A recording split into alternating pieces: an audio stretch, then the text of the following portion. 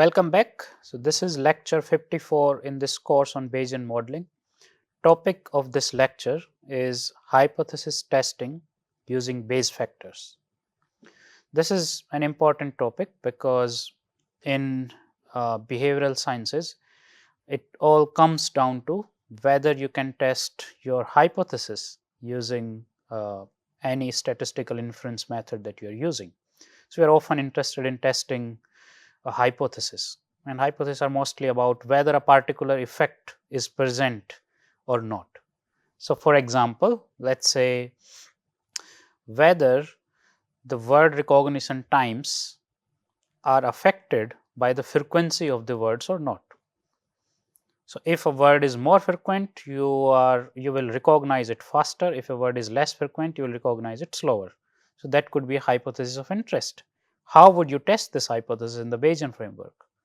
Okay. So, hypothesis testing in the Bayesian framework happens through model comparison. So, you will have to use either cross validation or Bayes factors. So, basically idea is this, that you implement your hypothesis as a model, let us say as a model 1, and you implement your corresponding null hypothesis as model 2, and now you do model comparison. So, whichever model is better given the data. So, using Bayes factor, basically you will quantify evidence in favor of model 1 compared to model 2. So, you will compute Bayes factor for model 1 compared to model 2 by taking ratio of marginal likelihood of model 1 and marginal likelihood of model 2.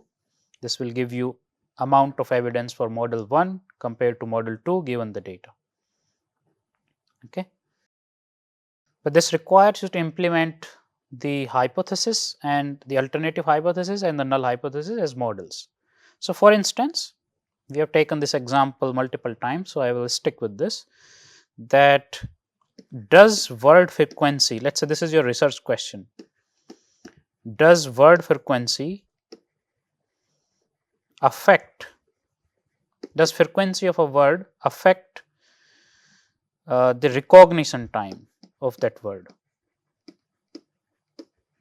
So, whether there is an effect of frequency on word recognition times, and let us say the hypothesis is this, let us call this lexical excess hypothesis. Okay, I am giving this hypothesis some name. Let us call this the lexical excess hypothesis. Hypothesis is this, that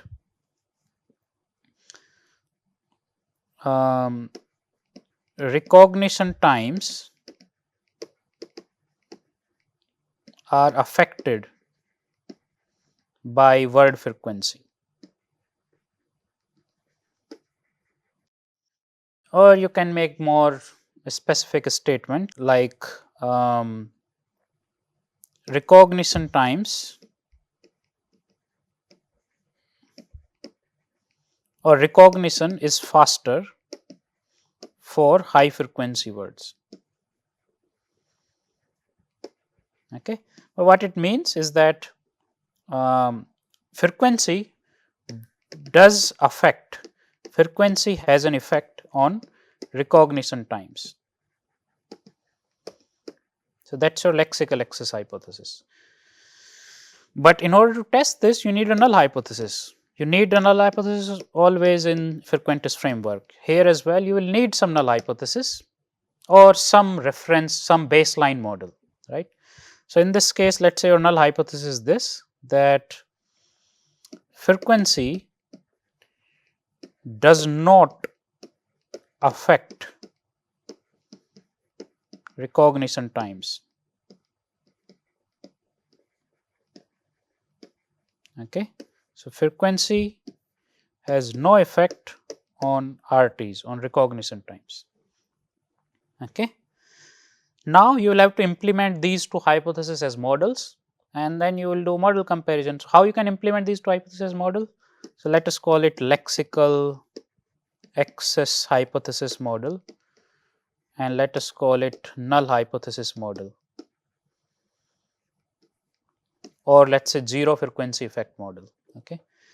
So, lexical access hypothesis model could work like this. So, let us say recognition time for the ith word comes from a log normal distribution with parameter mu I and sigma, where mu I equals to alpha plus beta into frequency I, okay, such that alpha had some prior, let us say prior of alpha, and beta had some prior, let us say prior on beta.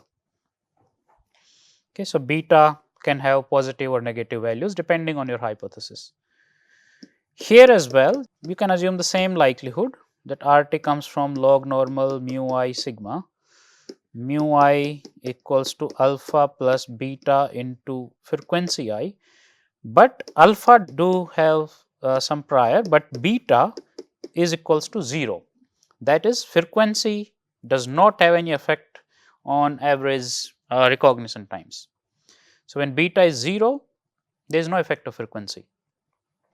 So, in this model, we are explicitly saying that beta is fixed as 0. In this model, beta is allowed some positive or negative values. So, in this model, beta has some prior. So, these two models differ only in one aspect. In this one, beta has a prior, in this one, beta is 0. Okay. Now, when you do model comparison, you can compute marginal likelihood for this, and you can compute Bayes factor. Now, interestingly, these two models differ depending on prior on beta, right. So, if you choose different priors on beta, Bayes factors could differ. So, let us say this is one prior on beta, this is some another prior on beta. Let us take some realistic example. So, let us say prior on beta in this case is 0 normal 0 1. In another model, let us say for another case the prior is normal 0 2, another case normal 0 5, okay, or let us say normal 0 20. What can happen is something like this, that for this prior the Bayes factor is high, for this prior Bayes factor is low, for this prior lower, this prior lower. The Bayes factors would change depending on your prior assumption. So, it could be the case that you have evidence for the lexical access hypothesis under the assumption that beta is between -1 and let us say -2 and +2, but you have no evidence for your hypothesis under the assumption that beta could be anywhere between -10 and +10. Basically, what it is saying that there is evidence for the lexical hypothesis model under the assumption that the frequency effect is as small as -2 to +2, that frequency effect is a small effect, right. So, that can happen. So, let us say this is 1, Bayes factor is on y axis. So, this is how hypothesis testing works using Bayes factors, but you will always have to check with different prior assumptions. This is called prior sensitivity analysis. So, under different prior assumptions on this parameter of interest, you calculate the Bayes factor. Okay. So, it could be the case only under certain prior assumptions you have evidence for the alternative hypothesis, and which is fine because it is very informative. It is telling you that under what assumption about the effect size there is evidence for the model. Okay. Now, let us implement a simple example using Monte Carlo integration, so that we have more practical understanding of how this hypothesis testing works. Right. So, we will continue with the example that we left off in the previous class. In the previous class, we were trying to model the road accidents data from a city. So, from a city, you are given road accidents data from last 5 days, and you are also given data about whether it was a vacation on a particular day. So, for example, on the first day there was no vacation, on second and third day there was weekend, so Saturday, Sunday, on third day no vacation, and fourth day it was also working day. Okay. So, we build two models. One model assumes that there is an effect of vacation on road accidents. It is called vacation effect model. Another is the null hypothesis model, which assumes there is no effect of vacation on road accidents.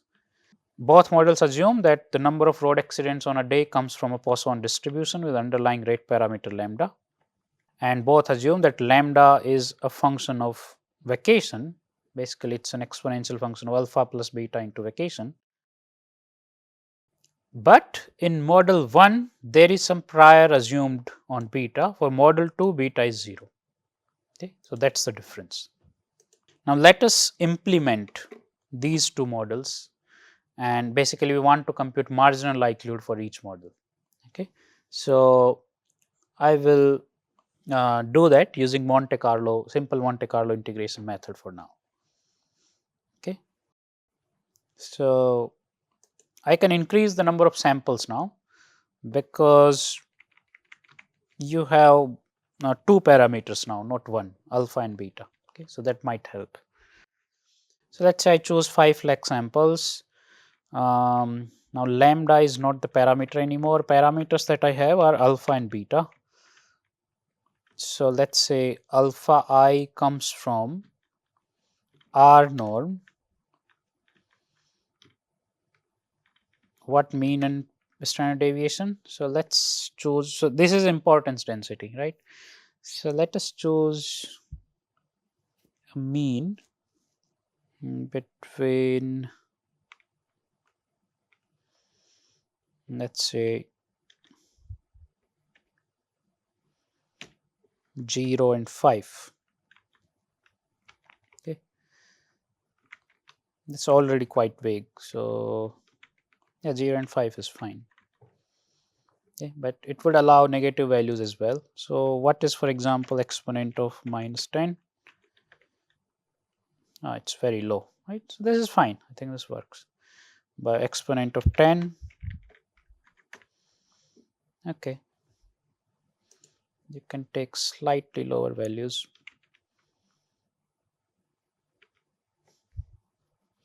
I think this is fine. Okay, normal 0.5. Likelihood, sorry, another parameter is beta.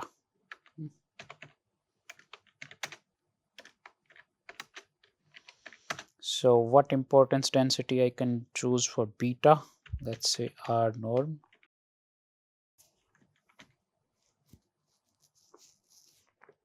One,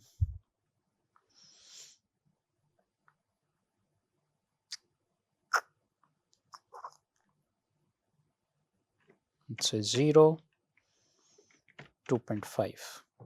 Okay, 0.2 is also fine. Now likelihood for model 1 would be depoise lambda. You can calculate lambda I like this. Lambda I will be exponent of alpha plus beta into vacation. That will give you different lambda values for each day. But I just want to check whether this works. Depoise y, 5 different values of lambda.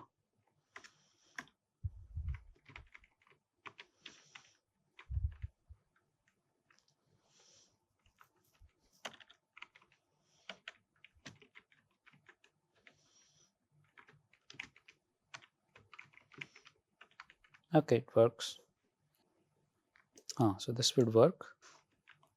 Then prior is, there is no prior on lambda. Now priors are on alpha and beta. So A alpha, what is the prior on alpha? Normal 2, 2. Okay. So this should be D norm.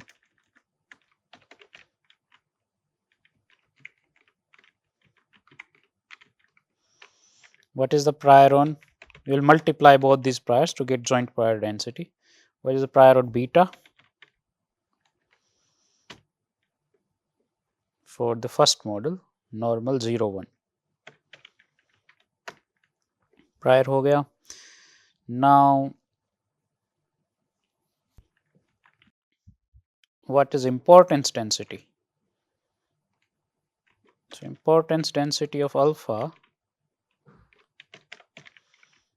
mean 0, ST5. And importance density for beta is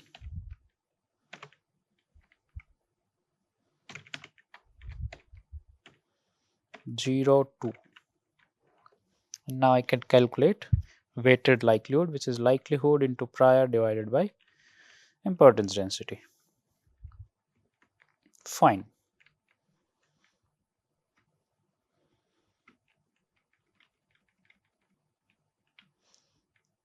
Now we do the same for model 2. Now model 2 would be different because model 2 does not model 2 assumes that beta parameter is 0. So beta I will be actually always 0, right? Everything else would remain the same. Beta I would remain 0, right? So there is no point of having this prior for beta I because it is assumed to be 0. The D norm, you can also remove this, right? So now this is fine. So this would be M2, and we can have base factor for model 1 compared to model 2. So let's see. So priors and importance density are slightly they are not informative at all. So could be very weak, but let's see. But let's see if it works. What happened? Okay. Here it's alpha I into beta I. Okay. Here as well, it's alpha I into beta I. Yes, here.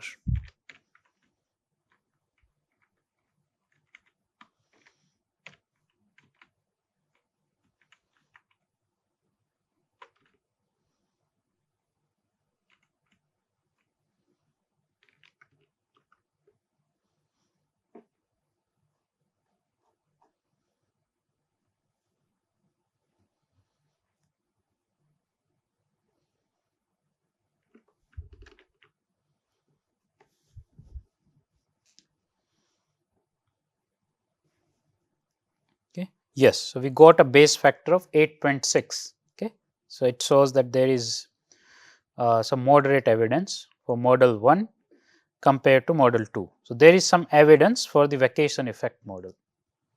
Okay, so this is good. One thing we should check in this case, especially when you are not sure about your importance density and when you have two parameters, it could be the case that base factor is unstable. So let's see if it gives us a value closer to 8, okay, then we can be sure the base factors are at least stable. Okay, it giving us value closer to 8, so it's stable. Okay, so that is not the problem. Okay, so we have some evidence, base factor of 8. In what situation? When prior on beta was normal 0 1. Okay, so let me save this information somewhere. Okay, so df data frame prior normal 0 1. Okay, what was the base factor? 8.6. Okay, I will store for other priors as well. Okay, so let us change the prior now. Let us make this normal 0 0.1. Okay, so this is much smaller. Okay, everything else remains the same. So this prior assumption is basically to assume that there is a very small effect of vacation on road accidents.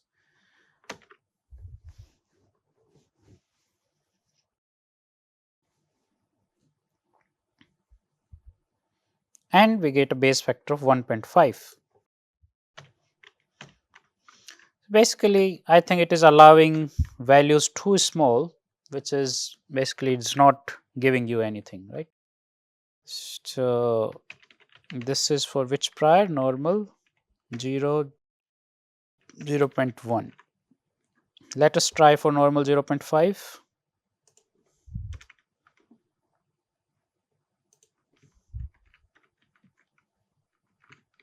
Now this should be slightly higher than 1.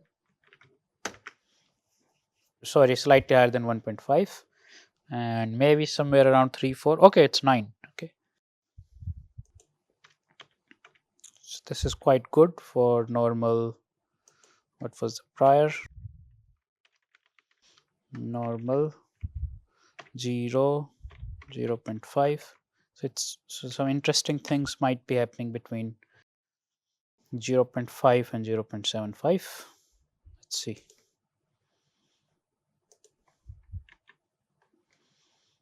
How about I choose 0.75?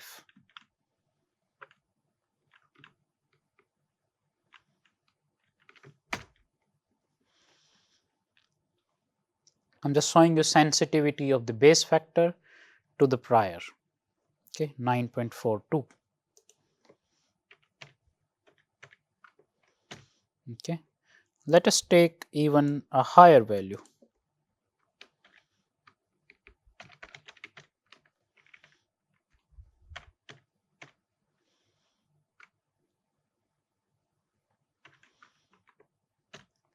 Let us say normal 0.5. Okay, that's very high.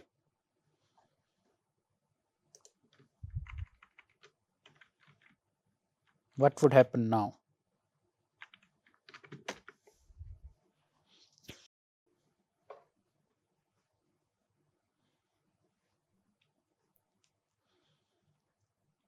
So we are manipulating only this prior because this is the only parameter that differs between model 1 and model 2.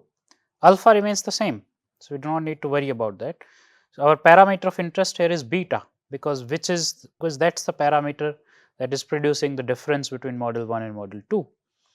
Okay, so that's why we are testing prior sensitivity with beta parameter. Okay, now the base factor is 2.25. Very interesting. So basically, if you assume a very large effect size, then there is no evidence, there is just anecdotal evidence. Okay, so this happens.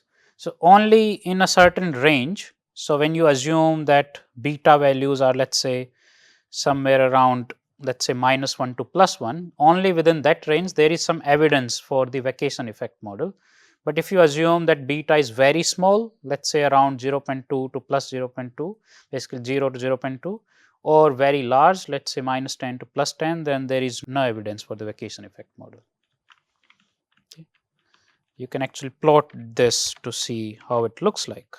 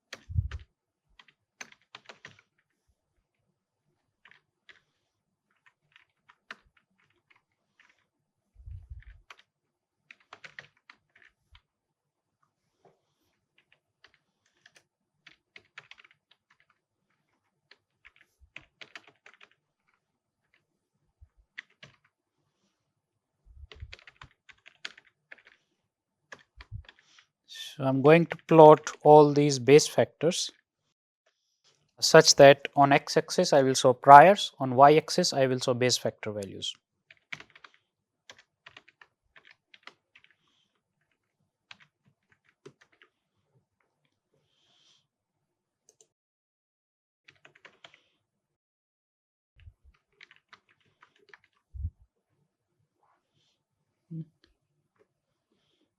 It happened.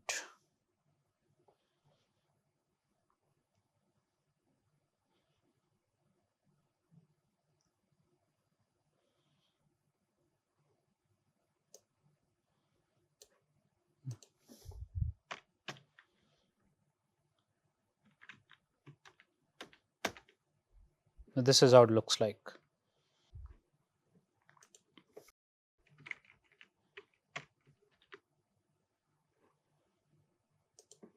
So there is some base factor, in fact greater than 7 for these three prior assumptions, and a small basically anecdotal evidence for these extreme prior assumptions. This is a good illustration.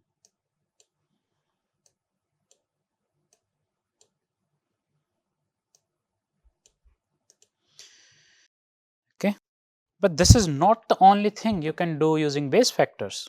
In contrast to frequentist approach of hypothesis testing, what else you can do here is that you can even quantify evidence for the null hypothesis, right? So sometimes you have null results, that there is, the data says that there is no effect of vacation on road accidents.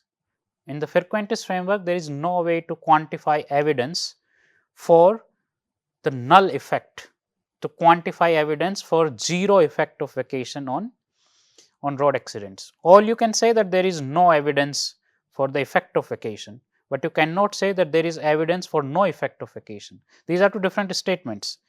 Evidence for no effect and no evidence for the effect. These two are different statements.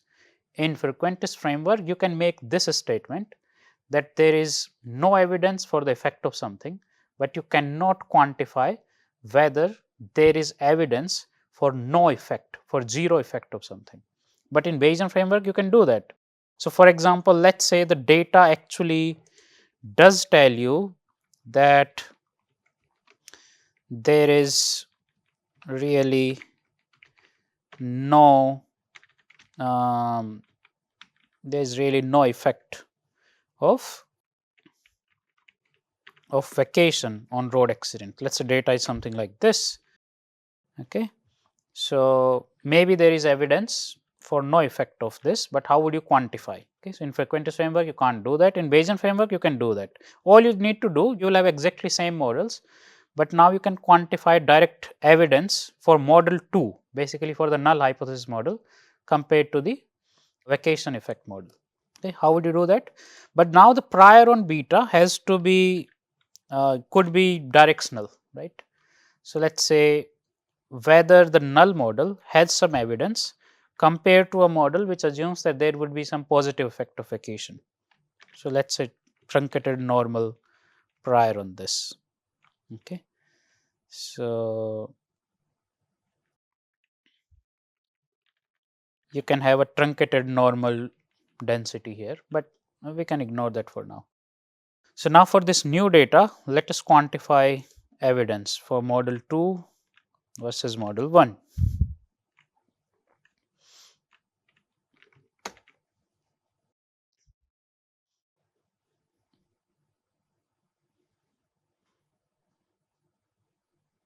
Yes. So you got a base factor in favor of model 1 is 0.05. So you can calculate base factor in favor of null model, which is model 2 compared to the vacation effect model, and that would be 1 by BF12. Basically, it's the ratio of marginal likelihood of model 2 with respect to 1. So marginal likelihood of model 2 divided by model 1. So this would be 1 by BF12. Okay. So BF21 you obtain is 18. So you are getting evidence for the null hypothesis model compared to the alternative model. Okay, so you have quantified evidence for the null effect, for the zero effect of vacation compared to a model that assumes some effect of vacation. Right. So this is how you can quantify evidence for the null results or for the no effect of something on something as well. Right. So here I conclude this lecture on base factor implementation. So there are three interesting things. One is that base factor uses prior predictions. So it compares prior predictions against observed data. So that's the measure of predictive accuracy we have here. So that's why it is always sensitive to the choice of priors. Okay, so what kind of priors you choose on your parameters of interest. So base factor would be sensitive to that. Right, so that's why we always do base factor analysis under different prior assumptions. One is that.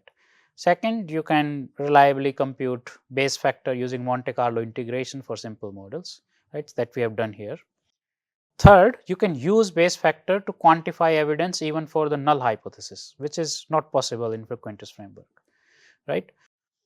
So this is the utility of hypothesis testing in the Bayesian framework. Now in the next lecture, we will use the bridge sampling package. So we will do one example using bridge sampling package. So we'll calculate the Bayes factor, but using an already available package, so that you can implement Bayes factor analysis even for more complex models, which can be implemented with BRMS. Okay, so we'll do that in the next lecture. All right, thank you very much. I'll stop here.